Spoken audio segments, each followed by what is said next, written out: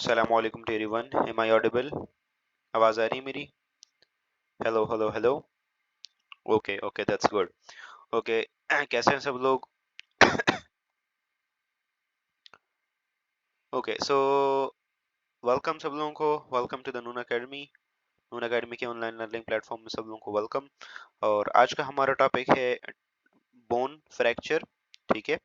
Bone fracture की हम बात करेंगे और इसके साथ साथ टाइप्स ऑफ बोन फ्रैक्चर की बात करेंगे और रिपेयर ऑफ ब्रोकन बोन की बात करेंगे. ठीक है.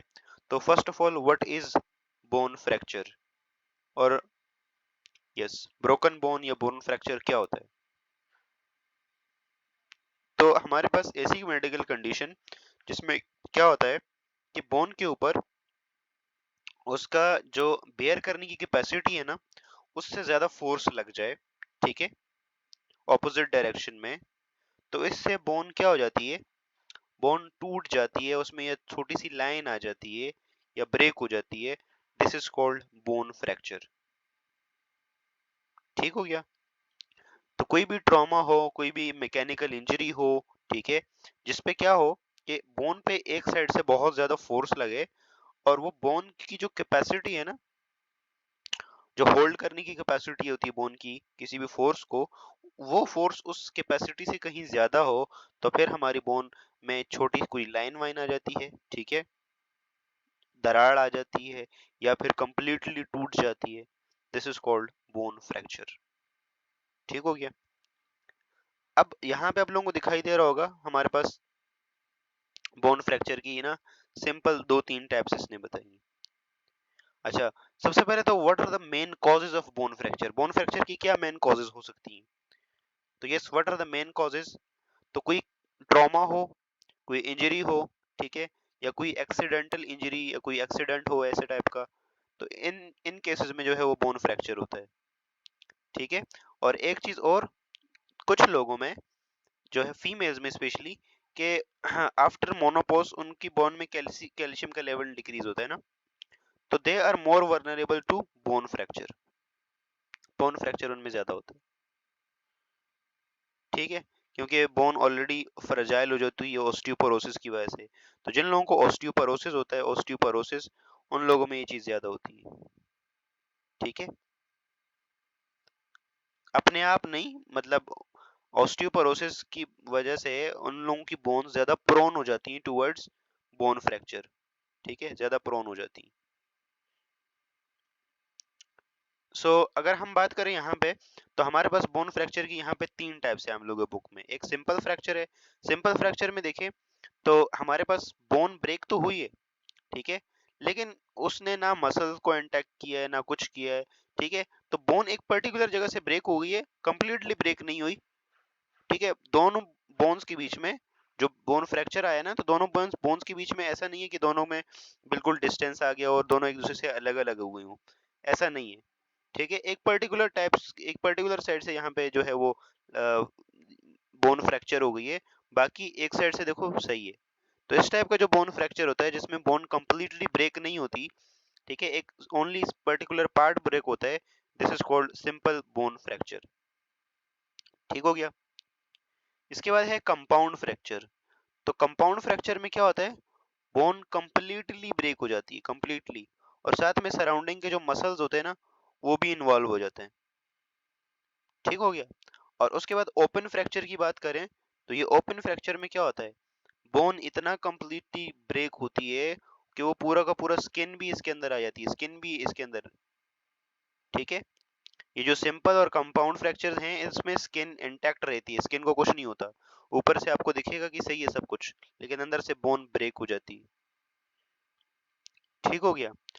ओपन फ्रैक्चर के अंदर हमारे पास क्या होता है कि बोन जो है वो स्किन के अंदर पेनिट्रेट कर जाती है और स्किन के बाहर निकल जाती है.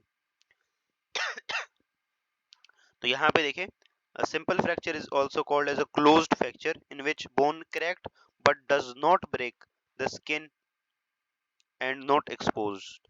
ठीक है. Compound fracture is characterized by the complete breaking of the bone and the piece of the bone is visible. ठीक है. और pricing outside of the bone. When the fracture damage the surrounding tissue including organ, arteries और सब, इन सबको भी करे ना, तो इस फ्रैक्चर को हम कॉम्प्लिकेटेड फ्रैक्चर कहते हैं। ठीक है, तो बोन फ्रैक्चर और इसकी टाइप्स क्लियर हैं आप लोगों को? बोन फ्रैक्चर की टाइप्स क्लियर हैं? Bone fracture, okay. अब जो बोन फ्रैक्चर होता है ना, तो बोन फ्रैक्चर का जो पेन होता है, it is very very severe pain. ठीक है, वेरी वेरी सीवियर पेन होता है, बहुत सीवियर पेन होता है। सम पीपल, कुछ लोग तो इस पेन को ना बर्दाश्त नहीं कर सकते और उनकी डेथ भी हो जाती है समटाइम्स। ठीक है, लेकिन this pain is so unbearable.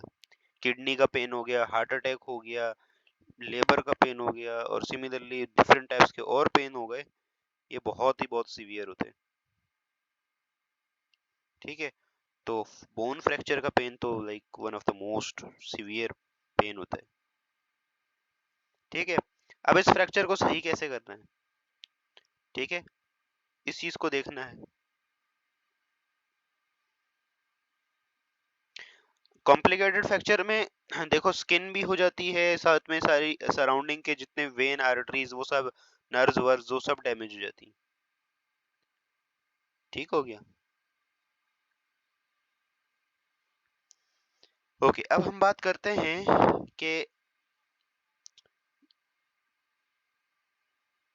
Yes, कि हमारे पास रिपेयर ऑफ ब्रोकन बोन कैसे होता है, रिपेयर। तो रिपेयर की अगर हम बात करें, सबसे पहले तो देखें, ये देखो बोन फ्रैक्चर हुआ है। ठीक है, तो सबसे पहले आप डॉक्टर के पास जाते हैं, तो एक डॉक्टर क्या करता है? डॉक्टर सिंपल है, जो कंपाउंड फ्रैक्चर होते हैं या कॉम्प्लिकेटेड फ्रैक्चर होते हैं या ओपन वाले जो फ्रैक्चर होते हैं ना, उसमें उसमें डॉक्टर जो है वो या तो सर्जरी करके रॉड डाल के बोन को एक दूसरे के आमने सामने, मतलब बिल्कुल लाइन में ला के खड़ा कर देता है। ठीक है, जैसे फॉर एग्जांपल देखो, ये बोन थी, ये ब्रेक होने के बाद ऐसे आ गई, तो सर्जरी के बाद क्या करता है डॉक्टर? ये वाली बोन को इसके सामने ऐसे करके और इनके बीच में रॉड डाल देते हैं। ठीक है, मेटल रॉड डाल देते हैं, जिसकी वजह से बोन बिल्कुल एक ही लाइन में अलाइन हो जाती हैं, और फिर उसके बाद जो है वो होता है। ठीक है, तो जो कॉम्प्लिकेटेड और कंपाउंड फ्रैक्चर है, उसमें तो सर्जरी की जरूरत पड़ती है, ऑर्थोपेडिक सर्जन सर्जरी करता है, बोन्स को एक दूसरे के आमने सामने लाता है। ठीक है, तो मैं स्लाइड स्लाइड नहीं है यहाँ, लिख रहा हूँ मैं सिर्फ। ठीक है, और उसके बीच में जो है वो मेटल रॉड डाल देता है, मेटल की रॉड्स डाल देते हैं। मैं लिख रहा हूँ स्क्रीन पे, आप लोगों को नजर नहीं आ रहा क्या? मैं स्क्रीन पे लिख रहा हूँ, मैं स्लाइड स्क्रीन पे लिख रहा हूँ। ओके, यस, ठीक है। ठीक है, तो यहाँ पे हमारे पास इसके बीच में ना रॉड डाल देते हैं, ये जैसे अज्यूम करो ये एक बोन है, ये दूसरी बोन है। ठीक है, तो इन दोनों के बीच में ना रॉड डाल देते हैं कॉम्प्लिकेटेड फ्रैक्चर में, और बाद में फिर इन दोनों को ना करीब करीब करके इनमें बाद में खुद ही जो है वो हीलिंग का प्रोसेस खुद ही स्टार्ट हो जाता है। सिंपल फ्रैक्चर में तो ज्यादा कोई जरूरत नहीं होती, बस उसके ऊपर प्लास्टर लगा देते हैं, सिंपल।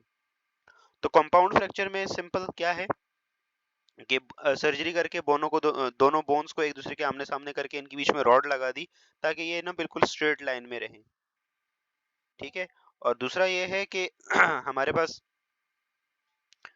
जो सिंपल फ्रैक्चर है ना, उसमें समटाइम्स ये सर्जरी की जरूरत नहीं पड़ती, सिर्फ और सिर्फ हमें वो करना पड़ता है, प्लास्टर लगाना पड़ता है, प्लास्टर।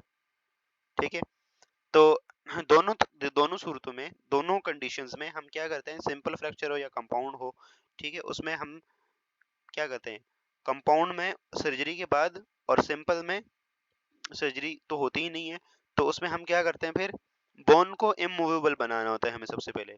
क्यों?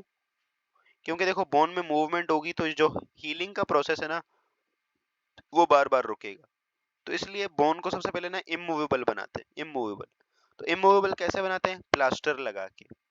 प्लास्टर लगाते हैं, तो प्लास्टर लगाने के बाद क्या हो जाता है, बहुत बड़ा प्लास्टर लगाते हैं ना, देखा होगा आप लोगों ने, तो उससे बोन क्या हो जाती है, इमूवेबल हो जाती है। अब बोन कहीं इधर उधर मूव नहीं करेगी, जब मूव नहीं करेगी तो उसके बाद फिर नेचुरल हीलिंग का प्रोसेस स्टार्ट होगा, और नेचुरल हीलिंग का प्रोसेस ये पूरा है, इसकी हम बात करेंगे।